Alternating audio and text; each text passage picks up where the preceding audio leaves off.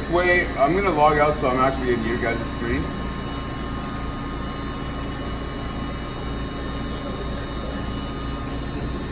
So if you want to take ice out, it's literally this pull down here, ice in and out.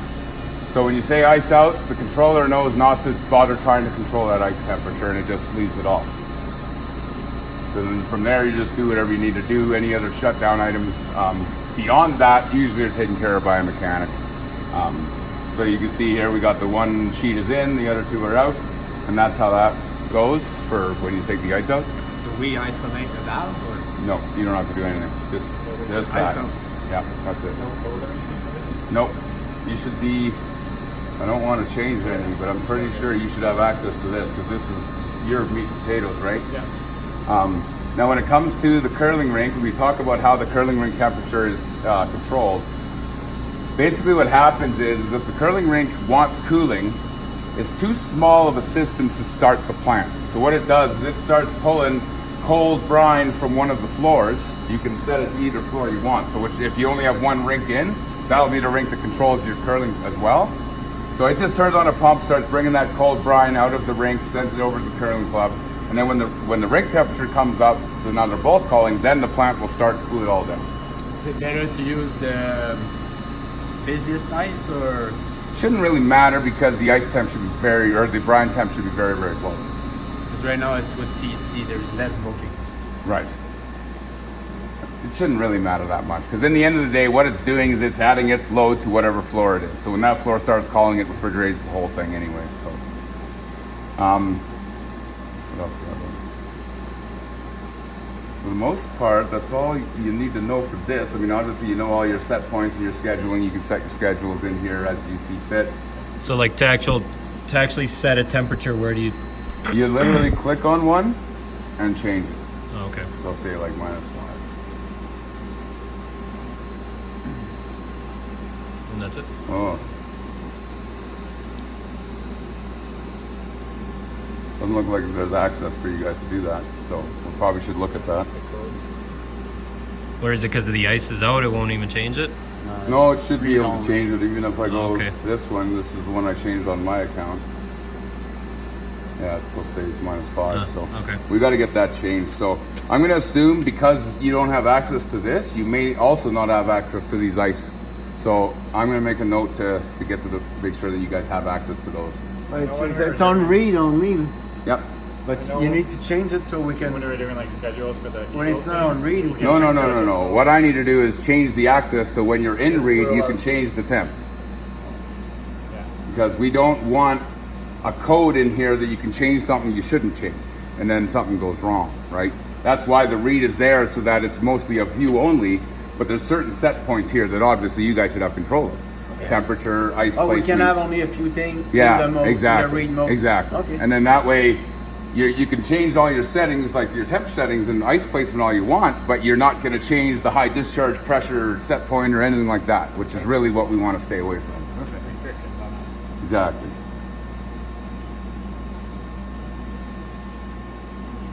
So that read only, that's what the town, that's their access level? Yeah, Okay. exactly. Yeah, because during Eagle scans, we needed a code.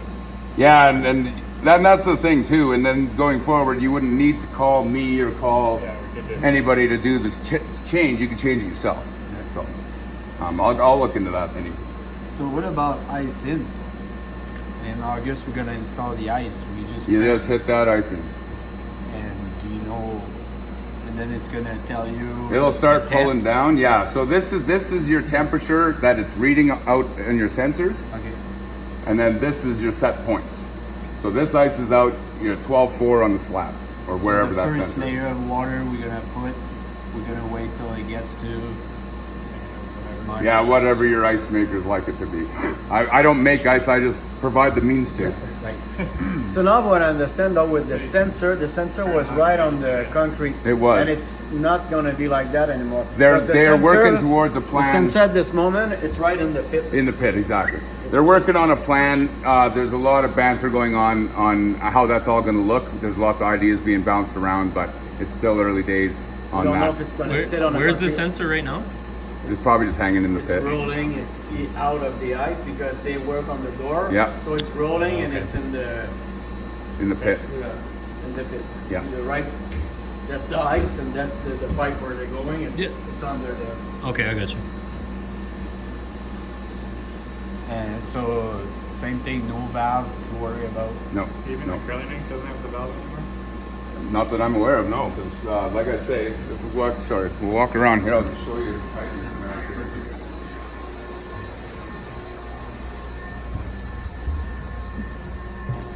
So this is your curling pump in the middle. And this is where, like I say, it can pull brine from either rink. And as far as I know, there's no valves to close. The only valve that's closed is in between. So if you've shut down your curling rink, you definitely need to make sure that where you have ice placement is separated. Yeah. That's the only difference. So like before, the curling rink would have been ran by this arena. If we chose to, if this arena wasn't going to get started, but we wanted the curling rink now, we just open that valve, close this valve, and then start.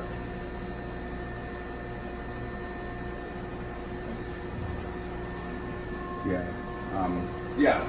There's a bit of a schematic on the computer as well, which kind of shows a better visual on how that all goes.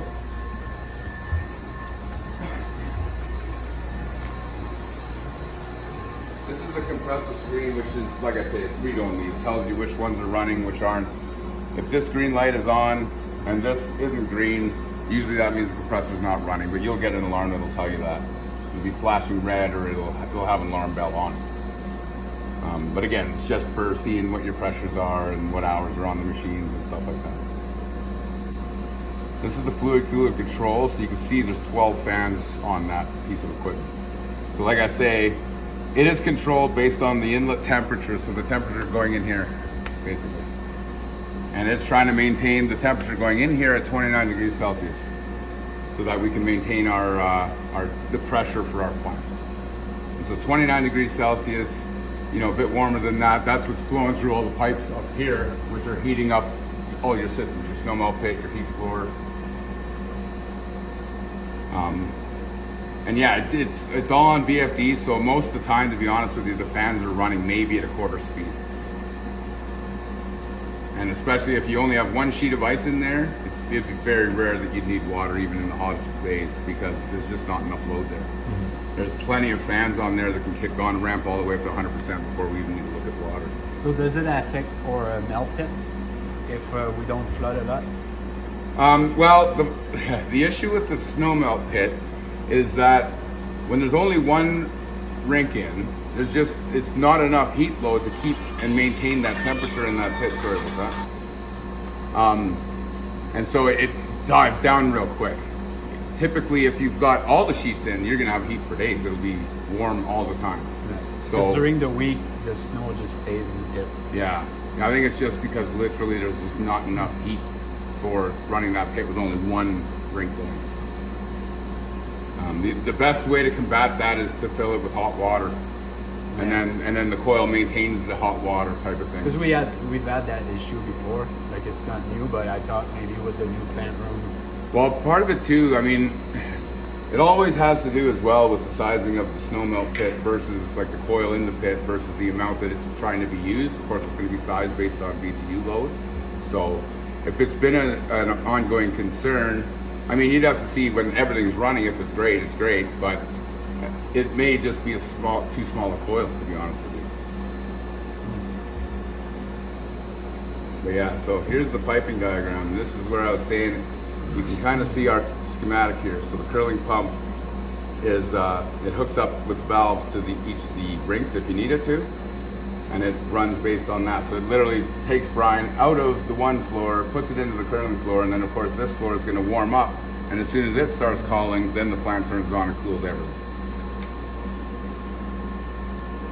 Page 2 is more heat recovery.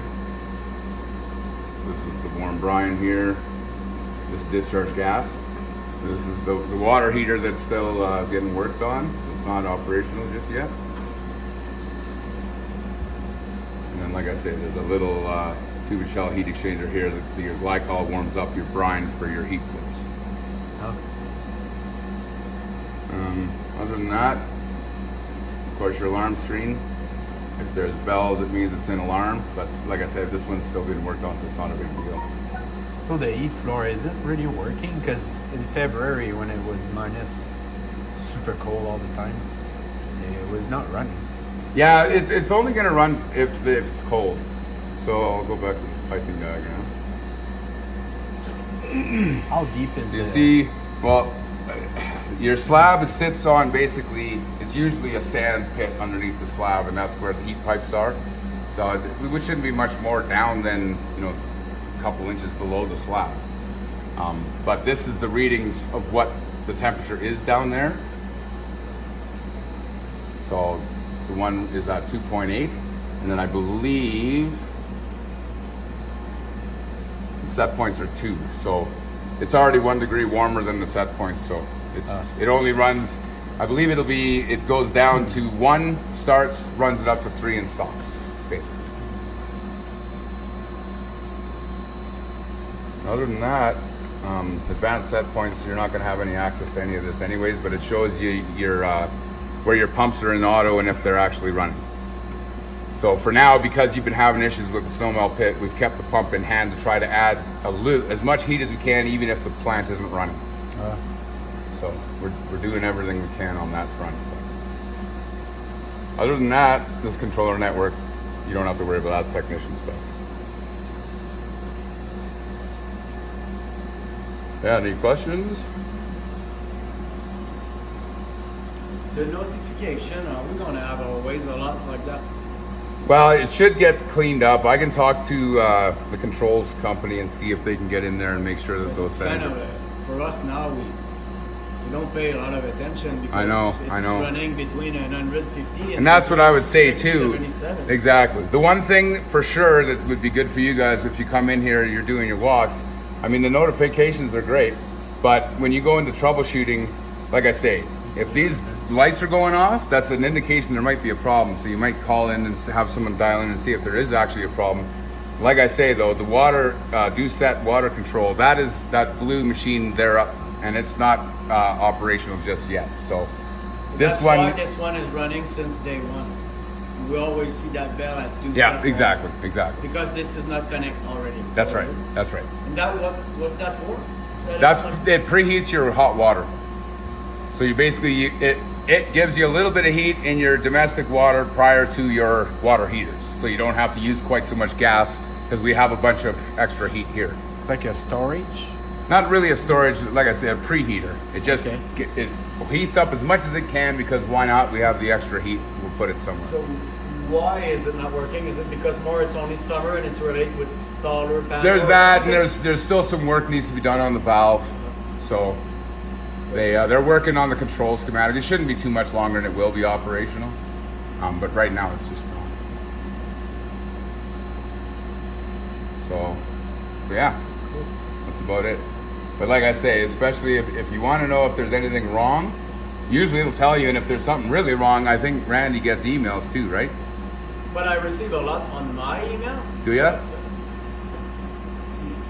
Yeah. I wish that when I receive one, I say, "Oh my God!" Now I'm like, "Okay, what's next?" Yeah, exactly. Sorry, but there's so much that it's hard to make the difference. No, I know. So is it a matter of just adjusting every little, Yes. and then the alarm will stop? Exactly. You want to make sure that the parameters in which the actual control happens and how it functions, that the alarm points are just outside of that normal operating range, so that if you do step outside of that, then you get the call, but not before that. Okay. Because it is a nuisance, and a lot of that too is with the temp sensors being on the ice. When you do your flood, and if there's a big pile of water on top of that sensor starts reading the water temperature more than the ice temperature, which causes it to heat up, seem like it's heating up, and it'll kick the plant on again, even though it shouldn't be on. It'll be doing that. But I see here too, you do have callouts, which you should have callouts, but you do have callouts on your ice temp. So that water alone can cause you some nuisance alarms for sure. And it will send you a notification when it's not okay. Yeah. And it will send you another notification When when it it's is back okay. to okay. Exactly. So you need to dig to see, okay, what's that? That's how right. This one's related with this one, and it's Yeah, I know, exactly. So there was previous conversations way back when about, like what you're saying, you're getting a lot of notifications. if we get a list from the town saying we don't care about this one, we don't care about this one, we want this one, we don't care about that one. Exactly. Is that something we can give to you guys and then you Yep, guys you can bet. troubleshoot And then, for like I us? say, I will literally come here and turn them to either display, call out, or disable, Okay. based on whatever what they would want. There's certain ones, obviously, that we want to make sure you know about. That was all you, sorry? The display call. We don't have to worry about No, you don't have to worry about that. You won't have access to that. But we always want our ice temps to call out, because that is an indication right there you're in trouble. Yeah. That coupled with, if your fluid cooler goes down, you might not necessarily want to call out just for one compressor, because a lot of times it'll still maintain till the next day with 2 compressors, but that's a decision that needs to be made by the operators. But we can definitely set it up custom.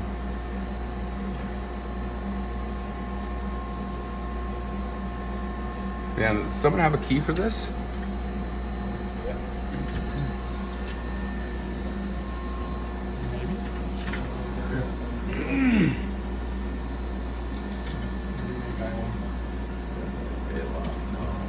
Not that special. No? So you, buddy.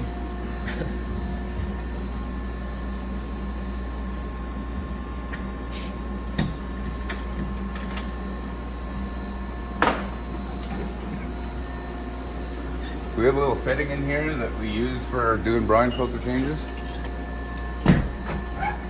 Might have to change the location. Yes. Well, that's what I was thinking exactly. They always go missing. I don't know what it is about these things, but people see them and they want to take them. So How much are they? $5. Can we buy like a box of them? Oh just yeah, for, for sure. just for In all safekeep? honesty, what I would almost rather see is that we actually install this in here and buy a hose cap, rather than pulling plugs and all that all the time. Because we could just get a hose cap on the top of that and just leave this in here.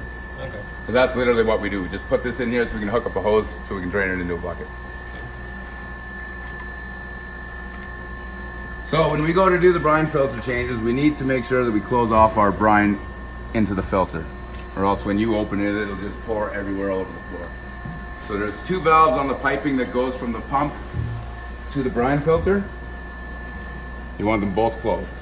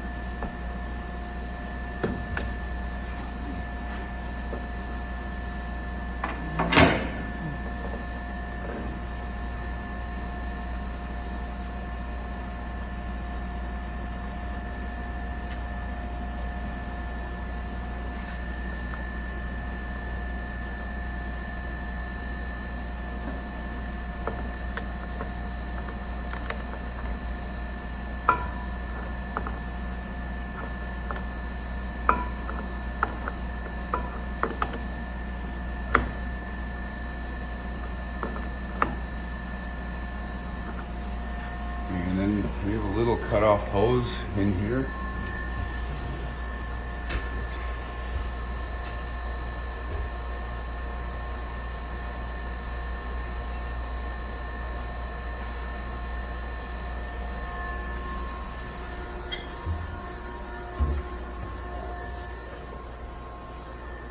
It's so tight on here. That's the hose there? Yeah.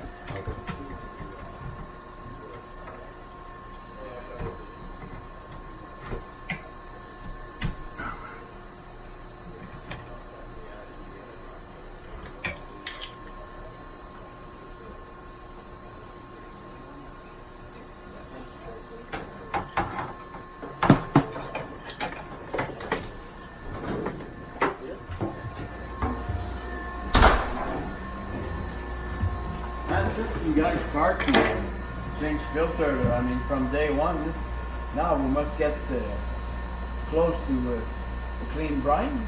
Well, Because they that's should the see downside. that it was not clean. That's- Yeah, the downside with brine filtration is it is a super long process. Yeah.